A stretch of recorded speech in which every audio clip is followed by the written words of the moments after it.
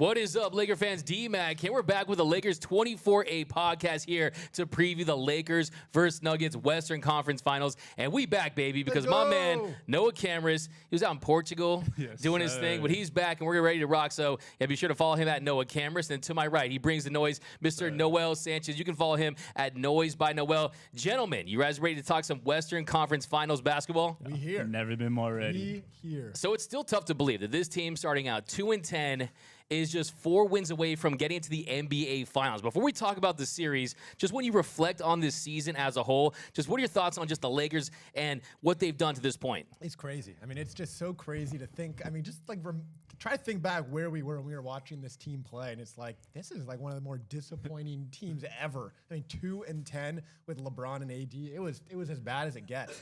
And here we are, Western Conference Finals. Like you said, 4 wins away from a finals. Many consider, a real good chance of making and probably winning the finals. I mean, it's crazy to think where they are. I personally think this season's already a success. I know it's hard to say with LeBron and AD that anything short of a championship is not, but considering where they were, they've been underdogs in every series, including this one, and here they are anyway. It's hard to consider this a failure, but I think there's obviously more left in the tank for this team, and obviously they want to go win 18. Yeah, it's pretty incredible when you consider what's at stake. A team that, like you said, started 2-10 is an improbable run, but now what's at stake is they could be the best championship run that this league has ever seen, surpassing the 1995 Rockets. LeBron James could be the GOAT of all GOATs if he wins this series. But what are your thoughts heading into this series and how far the Lakers have come, Noel? It's truly just going to be an amazing watch, seeing one of like a Denver Nuggets team that really has just come a long way, and then seeing us taking down the Golden State Warriors and the Memphis Grizzlies, and just honestly being the best defensive team in the NBA ever since the All-Star break. It's a beautiful story. It's everybody loves themselves a good comeback role, and I see LeBron and AD truly coming together and leading this squad of greatness. But I mean, just seeing the bench guys and like the role players come into their own and really cement themselves into like a championship level team. You see Austin Reeves embracing all of the noise, all of the pressure.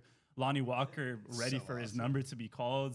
It's amazing to see, and everybody is just fitting seamlessly going into this Western Conference Finals. Yeah, and I love what you pointed out right there, that it's a different guy every single night. Someone steps up. Well, if Lonnie Walker doesn't step up there, the Lakers could be in Cancun right now. That was how important those 15 points were. I love what Steph Curry wrote on his jersey. Said, I'll never forgive you for this. So awesome. But yeah, I mean, what this team has done, it's just unbelievable. It reminds me of that football player where he's talking to high school guys like, they had us in the first half, not going to lie, But now the Lakers, what they're doing, it's pretty spectacular. But now we talk about this game one, where the Lakers are a 5.5-point underdog going against the number 1 seed Nuggets. Well, just a reminder, they were a 4.5-point underdog in game one against the Grizzlies, a 4.5-point underdog in game one against the Warriors. What are your thoughts heading into game one? Can the Lakers steal this series?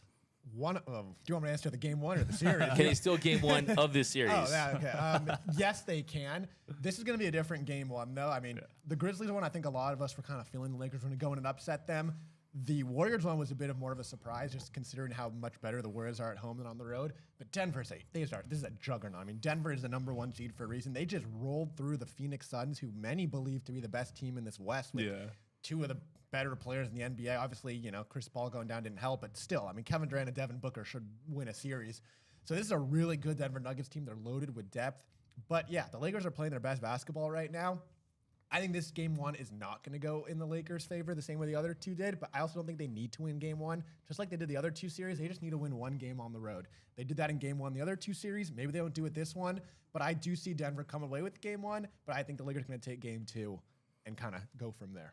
Yeah, and what I love about this series and about this franchise is, as far as the Lakers have come, they're still the Lakers. They're still the purple and gold. Their expectations are still sky high. If they lose this series, I know there'll be a lot of Laker fans, a lot of NBA fans. They'll say, "Oh, what they did was spectacular. It was unimaginable how far they come." But the reality is, it's still championship or buzz when you have Anthony Davis and LeBron James, and this team's championship window kind of coming to an end. But yeah, this Denver team, they have been the best team in these playoffs. If you look at, they won 8 of 11 postseason games with a plus 8.6 net rating. They've dominated on defense as well. The second best team other than the Lakers at 110.1 points per 100. Also, too, if you look at just the dominance this series, I mean, they really haven't had any close games at all. Only one of the games that they've played is at home has been less than 9 points. They're 6-0 at home in Denver. So how big of a juggernaut do you think this Denver team is, Noel? They've surprised a lot of people, I'm not going to lie, because like Noah said, everybody coming in, everybody was slating the Phoenix Suns as the best team and the team to beat in the West. And everybody's just kind of overlooking the consistency that the Nuggets have had all year. But that's something that anybody that's ever played sports should know, is that when you're rolling the whole year and you really get to gel and you really get your core five, and their starting five is incredible. You have Nikola Jokic manning it all. You have two shooters in KCP and Michael Porter Jr. You have an elite point guard in Jamal Murray who can heat up and is known to perform in the playoffs. And then, I mean, just obviously looking at Aaron Gordon, who can cut, who can play defense, that's an elite five. And you have Bruce Brown coming off the bench. And they're really the best team, in my opinion, that has been able to cut down their rotation heading into the playoffs. And they have their core guys who are going to take care of business for them. So I definitely see them as a juggernaut. I think that this is the biggest challenge for the Lakers moving forward. I see the Nuggets as better than the Celtics and Miami. I so agree. if we take down the Nuggets, I think we're pretty set for a ring. But it could go all 7 games.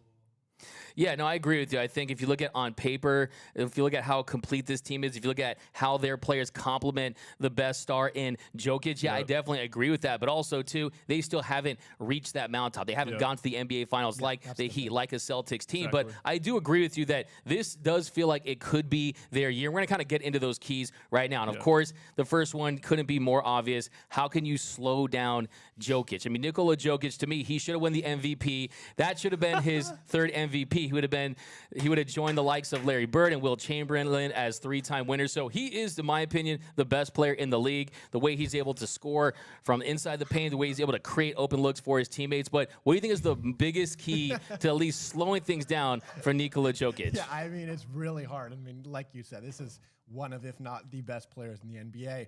But on the other side of the court is the best defender in the NBA, and his name is Anthony Davis. Yes, sir. Yes, sir. So he's going to have his work cut out for him. But if anyone can stop if anybody can stop Nikola Jokic, his name is Anthony Davis. And he's not going to do it alone. I mean, it's not going to be a one-person show slowing him down. But Anthony Davis is the best defender in the NBA, and he's going to be able to at least slow down Nikola a little bit. The question is what happens when Anthony Davis is off the court. Yeah. I've seen a lot of people asking for Mo Bamba to get minutes. You said there was some injury today or something with Mo Bamba? Yeah, he actually he got it's a shot in his ankle to basically help the swelling. He had a follow-up appointment to see how that's going. All right, so I don't even know if he's going to be healthy for the series or not, because if not, that means it's Wenyen Gabriel as the backup big. I mean, you don't want Wenyen Gabriel. Don't forget Tristan Thompson.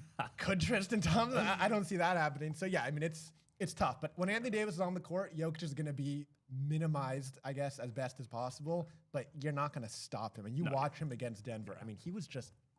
against Phoenix. Yeah. He was just so dominant. And, like, his moves in the post, just how he finds ways to get to the hoop and just always makes it, like, he literally looks unstoppable. Definitely, So- yeah. And just seeing the two bigs that he's previously gone up against first, it was Rudy Gobert, who took a very steep drop-off than previous years defensively, and then DeAndre Ayton, who really doesn't want to play basketball for the soft. Phoenix Suns So right soft. now. So, I mean, yeah, he's going to have his hands full with Anthony Davis guarding him now. Yeah, no, there's no question about it. I mean, this guy is going to be the key of this series. If you can try to neutralize him to any capacity, it's going to go a long way to determining if the Lakers can win this series. But if you look at his numbers, I mean, he averaged a triple-double against the Suns for the entire postseason, averaging 30.7 points per game, 12.8 boards, 9.7 assists. And the biggest key for me was that Anthony Davis, he was great in 2020, right? But if you look at those numbers, he was fantastic. But if you look at on defense, Dwight Howard was mainly matching up with him. They don't have that other option to go to. Wenyen Gabriel is not going to be that guy. Mo Bamba isn't going to be that guy. So that is what I'm concerned about, is how do they find a way to limit his, not only just the points, but also getting those back cuts, getting AD out of the paint, just finding a way to just, I mean, he is such an absolute beast. It's such a daunting task. So, yeah, I mean, we know the good thing is that defensively, since the All-Star break, Lakers are right up there at the top. You look at this postseason, they're right at the top, too. 106.5 points per 100 possessions. That's tops in all the league. So, yeah, this team definitely defensively, they possibly could get it done. But this offense just scares me. Who's another player, though, outside of Jokic that you think can be a big threat? I mean, the obvious answer is Jamal Murray. I mean, this guy is so good in the playoffs. He gets even better. I mean, you remember what he did in the bubble, and he was starting to put his name on the map as one of the best point guards, elite point guards in the league. Then he has the torn ACL. He's out for a while. He comes back and kind of just picks up where he left off. I mean, he is a really perfect complement, in my opinion, to Jokic and on this team, because he doesn't need the ball in his hands all game. He doesn't need to dominate a game, but he can, and he has before. And if Jokic is somewhat neutralized when AD's on the court, Jamal Murray is the guy who's going to get going. And if he gets hot, I mean, his three-point shot's as good as it gets. And when he gets hot, he's tough to defend. So I mean, obviously he's not a Steph Curry level shooter, but if he gets hot, he could really get to almost that level. So you almost have to match up with him similarly to what you did with Steph. And obviously in game 6 against the Warriors, it worked. I mean, they were able to kind of slow him down, force him into tough shots. And you almost want to play a similar style to Jamal Murray, maybe not as intense because you're also watching Jokic, but Jamal Murray's a really good scorer. So he's the guy you got to watch out for. And if he really gets hot and they have a 2-man game of him and Jokic, I mean, that team's going to be hard to beat. Yeah, I think that's a fantastic point in that, look, Jamal Murray, he looked like the Jamal Murray before the ACL injury. I mean, you look at his numbers, averaging almost 25 a game, 6.5 dimes, 4.8 boards. Great. But you saw the adjustment they made on Steph Curry. You take Vando out, you bring in Schroeder, you bring in Austin Reeves, and you force him to defend. They're going to have to try to wear him out. But the concern I have, too, is just the depth. I mean, you got, of course, Jamal Murray and Nikola Jokic. Those are the two heads of the snake. But then Bruce Brown, Aaron Gordon, Michael Porter Jr., all averaging identically 12.8 points per game in the Suns series. And you got Kentavious Caldwell-Pope, old friends averaging double digits. When you look at those role players, I mean, talk about their depth, Noel. I mean, I like to refer to Michael Porter as Michael Never Swing the Rock Porter because he's never seen a shot that he doesn't like.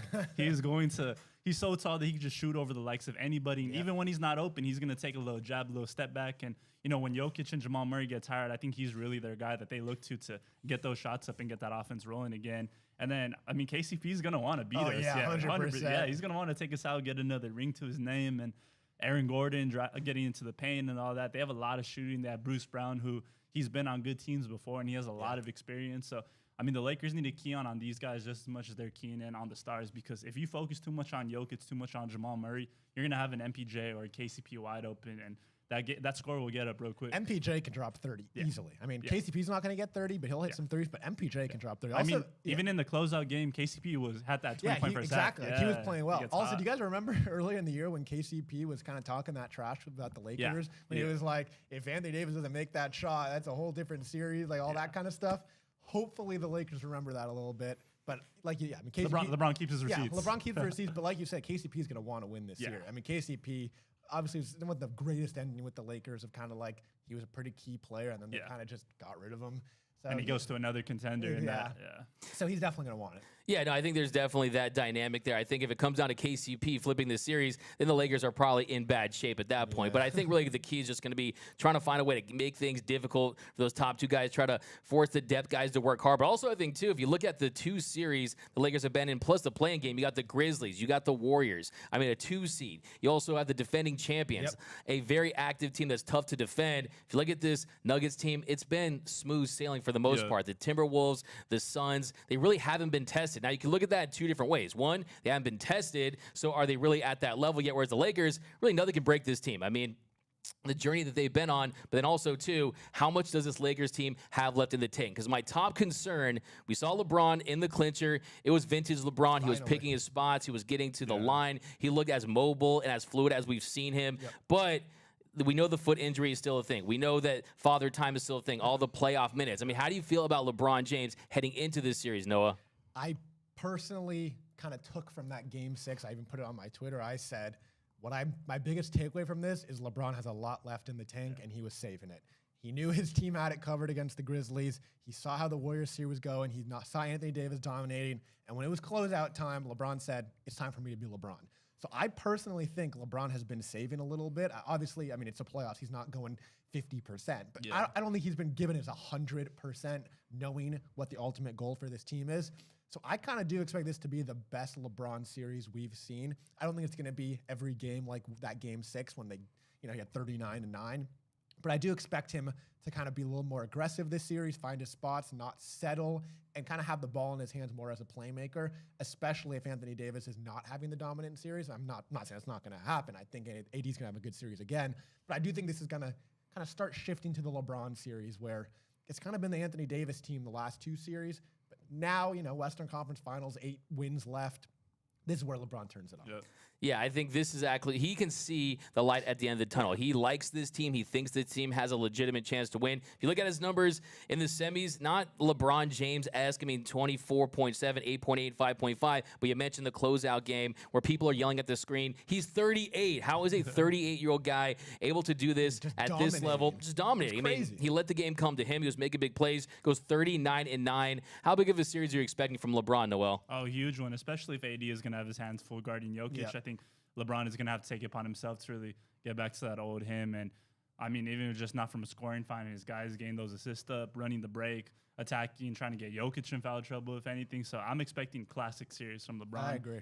I saw a lot of people on Twitter talking about how they were a little disappointed with the Lakers and Warriors series for as much as it was hyped up, and mainly because LeBron wasn't going too crazy the first couple games. But I mean, like Noah said, he had to be saving it. He's not going to waste all of his energy, all of his talent on a second round against the Warriors, who he knew wasn't as strong as years prior. But I think this Denver team, he knows what they're made of. He knows the type of players that are going to be thrown at him. He has history playing against Aaron Gordon, Michael Porter, who are going to be guarding him. So I think he's going to be ready. I think he's going to come through and deliver and show everybody that he wants to get back to the finals. Also, in that series, he still picked his moments. I mean, obviously, Game 6 was his moment, but every time you see him go into those chase down blocks, like it's just like a glimpse of this guy still has it. Like this guy knows he can still play at that 110% level like he did when he was smoking the Raptors every year in the playoffs. Yeah. Like, you know, he has it in him, but like he knows he's 38 years old coming off a foot injury. He can't do that every game.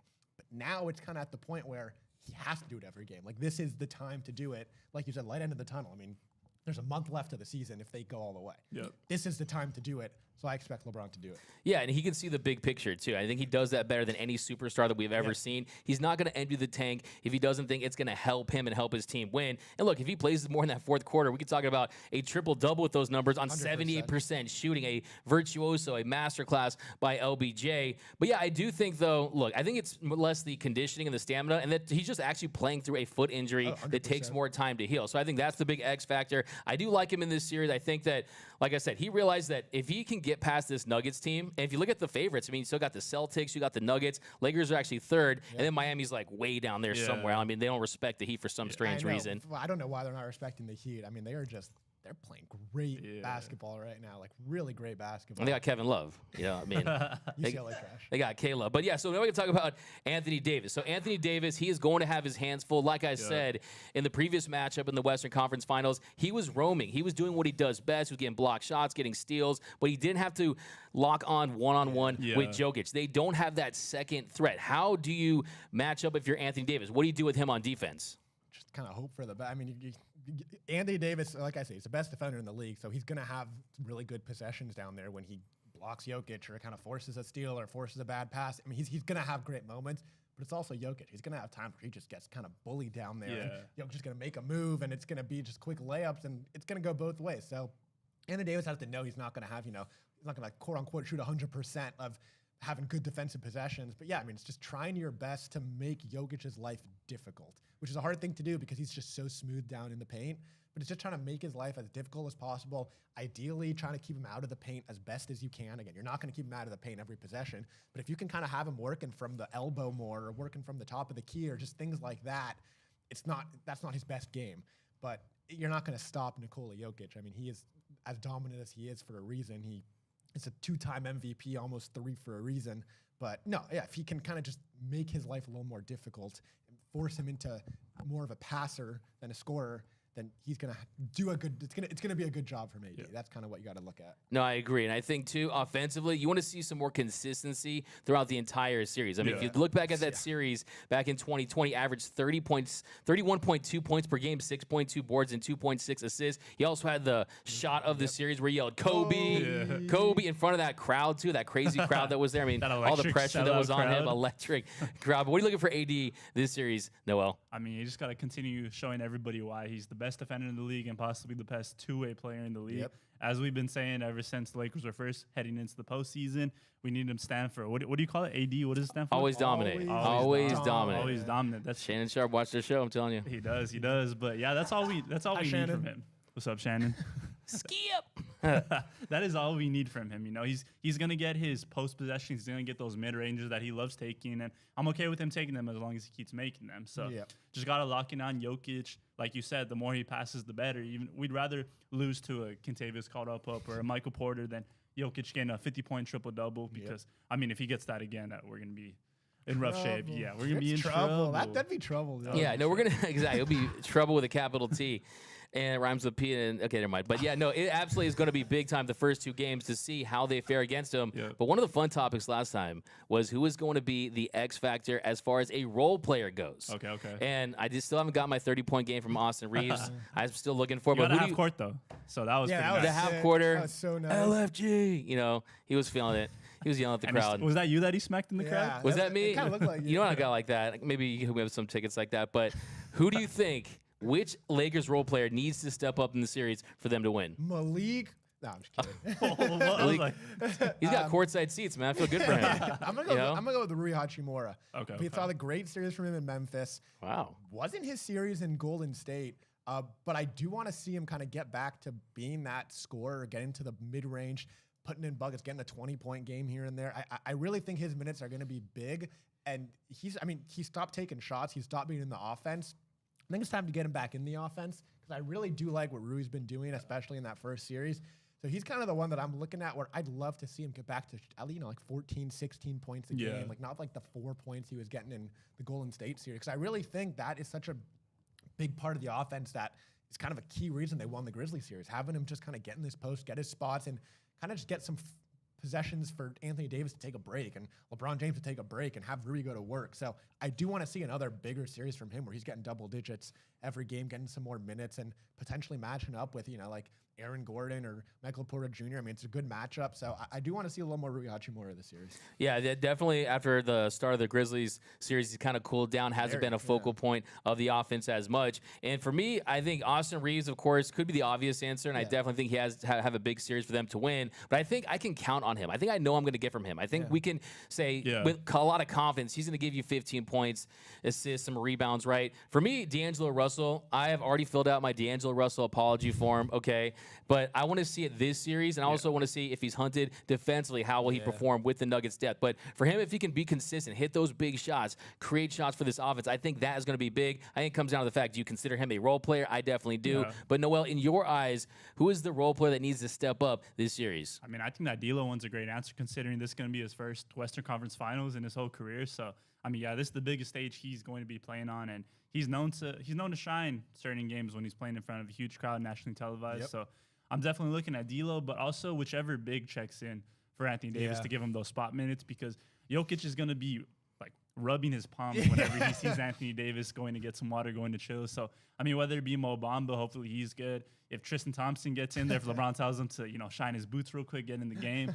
I mean, it's really just comes down to you just got to try to contain him. Don't let him go crazy in 2 minutes, get like 4 assists and a couple buckets because that in the Western Conference Finals, that's what's going to determine Those a winner or mini loss. momentum swings. So, yeah, I was and boxing him out. Yeah. Because you just watch Jokic sometimes kind of He'll like get play tips. volleyball and just kind of making get possessions tips. and getting Yeah. like 6 shots on one possession. Yeah. You can't have that in the Western Conference Finals. Big moment, like facts. end of the third quarter if AD's sitting for a little bit. Like you can't have the Nuggets getting 3 extra possessions. So whatever big's coming in, that's why maybe it could be Tristan, whoever knows. I forgot Wenyen too. If Wenyen gets in there, But he's just so small. That's the problem. So I do agree. I mean, that's going to be, and the only one I do want to mention for fun is Lonnie Walker. I mean, I hope he continues to get some good run and hopefully get some, get a lot of shot attempts. And I do think it gets to a point where he's probably the team's best 3-point shooter. I mean, I feel like I trust him more. Maybe Austin Reeves, but maybe after Austin Reeves, I kind of trust Lonnie to hit a 3 more than almost anyone else right now. Remember, I told you guys that when Roy got his DMP and he came back and went crazy, I was like, wait for Lonnie to get in after all those DMPs. You were right. He's You gonna be called nice. it. Yeah. A little victory lap. A little Victory lap. Yeah, no, I think that's a big X factor for me. I mean, can Lonnie Walker continue this success? Is he going to be one of those guys that signs like a Bobby Portis Jr. type contract and kind of makes a bag off a nice playoffs? Or is he a guy that kind of regresses to where we saw him early on? He wasn't getting the minutes, but the reality is when he's out there on the court and he's given opportunities, he can come through. That's going to be a big thing. But I think overall, just in general, I think you don't want to see an over-reliance on the role players. I think this series, if Jokic, if Jamal Murray, if they play to their strengths, if they play to their capabilities, I think the Nuggets are going to win this series, right? I think for the Lakers, you almost want to put the kids to bed, right? You want to have LeBron and Anthony Davis. You want them playing like MVPs each and every night. You're so close to that Larry O.B., to that championship ring at this point that you can't empty the tank. You actually have to go out there and seriously go for it at this point. I mean, of all people, something about putting kids to bed, so you get it. Wow. Hey, man, it's only been not even 24 hours since Kira's IG reveal. Revealed. But, yeah, no, good times. But, yeah, so, look, if you look at this series, we're going to get into some predictions right now. And I don't know which direction I'm going, but I'm going to start with you. First, though, we're going to say who's going to be the MVP, who's going to be the player of the series. LeBron James. I said it before. I don't have to go into it again. This is the LeBron series. He flips the switch. It's time for LeBron to take over. Noel? I'm going to go AD, just switch up a little bit because I think LeBron is going to go crazy. But, I mean, AD, this is the time to really get back that love from the fans that he's lost. A lot of people be calling him street clothes. A lot of people be criticizing him for, you know, being soft, for not always showing up on the biggest stage. But, I mean, this is his time going up against what people consider the best center in the league. Yep. Like, this is where he could like just completely dominate and take the Lakers to the legacy. Larry O.B. Just like you Larry said O.B. right now. Let's That go, Larry O.B. Lob City, LOB. Yeah. Hey. How about you, Doug? Who you Well, saying? look, I mean, I think you're absolutely correct in that. For me, it's already AD greater than sign Embiid. And I don't think if he beats Jokic this series, he's surpassed Jokic as a player. But I do think that he would silence a lot of his critics. And I'm just concerned about just kind of the wear and tear, the fatigue factor going against this Denver offense that has so many pieces. And how will that impact his offense on a nightly basis each and every other game? And also, too, I think LeBron James, you just have to mention, he is playing hobbled. I mean, he is not at 100%. We'll see if he can dig deep and kind of be that guy. But I think if they do win this series, it will be because you'll see another dominant series from Anthony Davis. And even if he's not the high scorer every night, you're going to see him doing it on the defensive end. Double-digit stocks, just making big plays. Hopefully he gets another. Double-digit stocks. I mean, I could not averaging. That's a lot of stocks. I could see him getting like a 6-block 4-steal game. I heard looking like something Leo on that. Wall Street, bro, with all those stocks. There we go. So look, I still think they need a big series from Anthony Davis. I still think that it could be a situation where it's almost like a Jerry West thing, where Jokic is the best player, and if you were going to give an MVP, he could be an MVP in a losing effort. So I still think the Joker, look, I mean, you need Batman and Robin to stop the Joker, so I think you need Anthony Davis and LeBron James to combine to try to take them out. So I think that's going to be my prediction. But for this series, I'm going to go to you first. We're not gonna do any bold predictions. Is that after? We can do bold predictions. Yeah, This is your show. I'm just hosting it. Yeah, I always. Let's do a bold prediction. You know mine. I don't know yours. Austin Reeves 30. Oh, we're still sticking with that A one. 30 piece. So we're doing that for every series now until it comes true. Yeah. Well, I'm not gonna say the one I said last time because that was not a good one. What was yours last time? I don't want to say it. It was about Malik Beasley. Where Colin was wrong. Yeah, exactly. I said Malik Beasley have a good. Yeah, he didn't. LeBron is going to have 2 triple doubles this series. He has 0 all playoffs. He's getting 2 this series. That's my bold prediction. I like that. He almost had one in the clincher. He's having at least 2. And he's got that playmaker vibe happening right It's now happening. where he's trying to just He's doing facilitate. it. It's going to be, I'm telling you, we're going to have like LeBron toe flashbacks right now. Okay, He's going to be going off this series. I like it.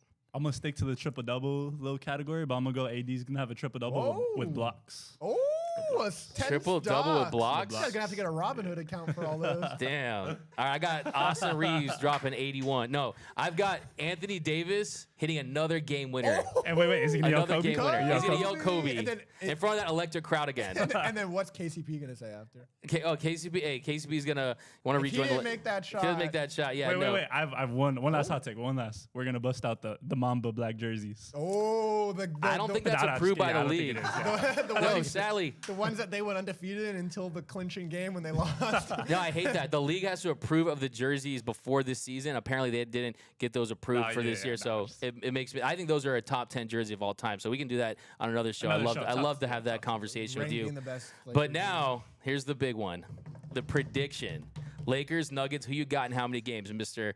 Cameras? Nuggets win game 1. Lakers win game 2. Lakers win game 3. Lakers win game 4. Nuggets win game 5. Lakers in 6. Wow, bring the court again. I like how specific you were on that one. So you got the split early on. We got the then split. the That's been the Lakers recipe. continue winning at home. The Lakers haven't lost at home since March. They're winning all 3 home games, and they're taking this series and they're going To the finals Larry O.B. to play the Miami Heat. And a rematch. Rematch of the bubble. Show Okay. me playoff Jimmy. Himmy.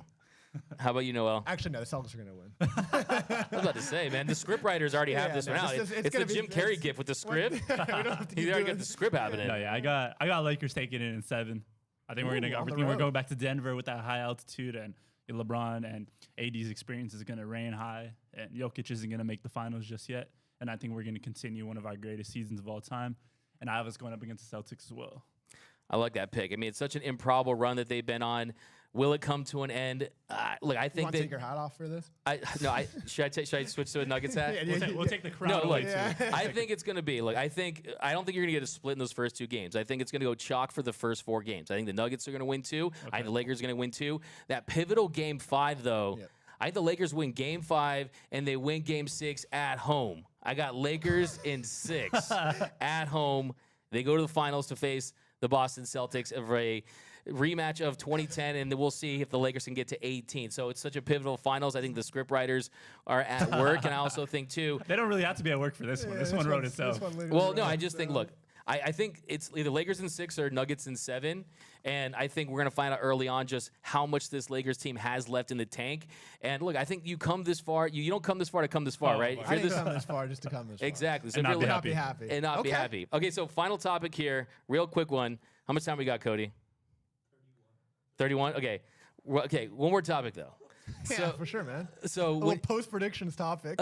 so how do you think when you look at these playoffs, you have these matchups are identical to what we saw in 2020, Lakers, Nuggets, Heat, Celtics. Do you think this legitimizes the bubble in 2020? Do you think there's any relevance there? What are your thoughts on that? I mean, I'm someone who has never, ever said that the bubble was not legit. I mean, obviously, I mean, I'm a Laker fan, but even without that, I mean, if you listen to the players talk about it, they said that was the most difficult basketball. That was the most real basketball we've ever played because that was just people hooping. I mean, that's all that was. There was no outside distractions, no travel. You played basketball. You went to your quiet hotel room. You sat and you went back and played basketball. It was all basketball for I don't know, 3 months, whatever it was.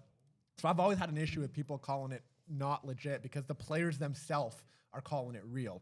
So I'm happy that this happens. Now people can say, okay, maybe it was good because now we have the rematch. But even without that, it was such a stupid topic because if the players, the ones who are there, are saying that it's legit, how could a random fan who's never played basketball before delegitimize it? So hopefully it shuts the door on the people who said it wasn't. But it's never not been a legit title. Most of the season was played.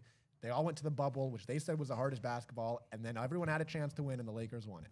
But yeah, hopefully it helps a little bit. Yeah, I think this is definitely going to help us further cement the legacy of that series, further legitimize it. I think the narrative is always going to be like it was the purest form. It was basketball in its purest form. You didn't have other variables out there. So in one sense, you could say, yeah, they had all these other things they had to deal with playing through a pandemic. You don't have the same adrenaline level playing in front of like family and friends and things like that. So I think that was there too. But also I think if LeBron James loses in the bubble, the narrative is LeBron can't win in the bubble. It's the most legit finals in NBA history if the Lakers lose that one. So. But to me, it's less about the teams matching up and them being the same teams. I think you see in most sports, great teams are great teams. Yeah. You see your 49ers are usually in the mix each and every year. Respect. You see other teams, the Dodgers, they're always in the mix each and every that year. Oh, that baseball team. Yeah, Baseball. usually great Baseball. teams are great for 5 to 10 years, and I think you're seeing this here. Yeah. The Heat have a great culture. Eric Spoelstra that's awesome what and the Heat are doing. Pat Riley. Yeah. You see the Celtics with Jason Tatum, an emerging star with Jaylen Brown. You see the Nuggets with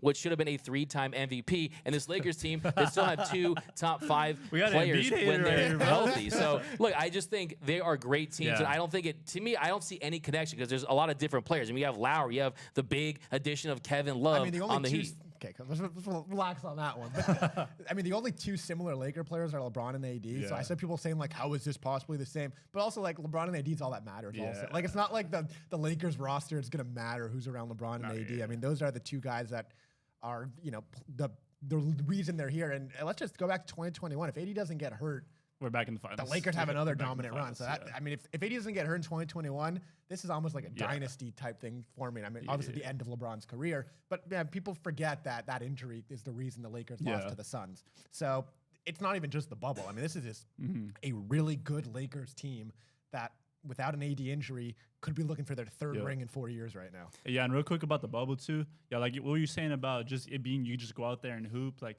no traveling, no distractions, no nothing. The best hoopers were gonna win, and that's why Exactly. even you see someone like T.J. Warren going off, not because I mean in the regular NBA he's not a superstar because I feel like everything else that goes around the system you have to play in. But when you just go in the bubble and you're hooping, that's why you saw Tyler Hero going crazy. You saw really the skilled guys just thriving out there. Jamal Murray and Donovan Mitchell getting like 50 points each in a game. And it was like they were just playing basketball. It wasn't like anything else besides just playing basketball, which is why all of them said like this is as legit as a ring gets. Yep. I mean, it's a great point. It's like a big AAU tournament, literally, honestly. and it's that. I mean, No that, doubt. that shows who the best basketball players are. Yep. So that year, Yeah. the best basketball players were the guys who were suiting up for the Lakers, Yep. and they dominated that bubble run. I mean, they first of all they dominated all year.